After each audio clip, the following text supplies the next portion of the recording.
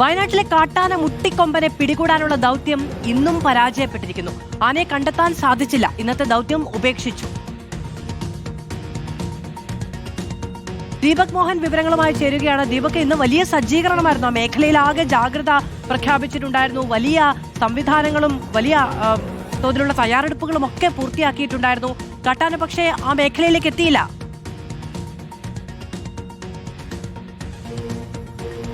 മാധു, 100-ലധികം വരുന്ന വനംവകുപ്പ് ജീവനക്കാർ, ഒപ്പം 4 കുങ്കിയാനകൾ തുടങ്ങി സർവ്വസജ്ജമായി വനംവകുപ്പ് 6ാം ദിവസവും മുട്ടിക്കൊമ്പനായുള്ള തിരച്ചിൽ ഇന്ന് നടത്തിയെങ്കിലും ശ്രമം ഫലം കണ്ടില്ല.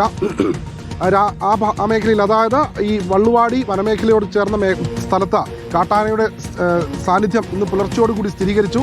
കാട്ടാനയെ മയക്കുവെടി വയ്ക്കാൻ വേണ്ടി മയക്കുവെടി സംഘം ഉൾവനത്തിൽ ഉണ്ടായിരുന്നെങ്കിലും അവിടെ നിന്ന് മയക്കുവെടി ഉതിർത്ത സമയത്ത് കാട്ടാനയ്ക്ക് ആ വെടി കൊണ്ടില്ല. പിന്നീട് ശരവേഗത്തിൽ അവിടെ നിന്ന് ഓടിയ കാട്ടാനയ്ക്ക് തൊട്ട് പിന്നാലെ തന്നെ വനംവകുപ്പ് ജീവനക്കാർ എത്തിയെങ്കിലും ആന പിന്നീട് ഉൾവനത്തിലേക്ക് പോകുന്ന ഒരു കാഴ്ചയാണ് കണ്ടത്. ഏതായാലും വനംവകുപ്പ് ജീവനക്കാരുടെ ഇന്നത്തെ ശ്രമം പാളിയിരിക്കുകയാണ്. നാളെ വീണ്ടും ദൗത്യം പുനരാരംഭിക്കും. ഇരുട്ടായതിനാൽ തന്നെ ദൗത്യം ദുഷ്കരമാകുന്നത് കൊണ്ടാണ് ഇന്നത്തെ ദൗത്യം നാളെ വീണ്ടും പുനരാരംഭിക്കുവാൻ വേണ്ടി വനംവകുപ്പ് ഇപ്പോൾ തീരുമാനിച്ചിട്ടുള്ളത്.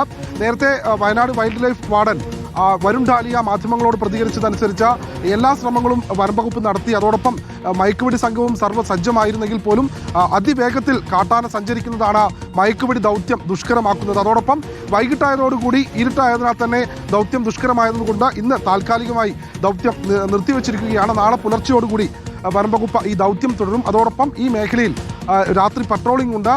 രാത്രിയോടുകൂടി തന്നെ തെർമൽ ഡ്രോൺ ഉപയോഗിച്ച് കാട്ടാനയുടെ സഞ്ചാര പഥം കൃത്യമായി നിരീക്ഷിക്കുന്നുണ്ട്.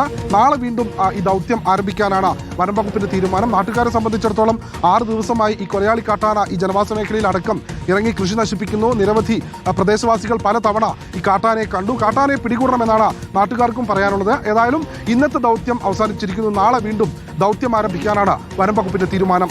മധു.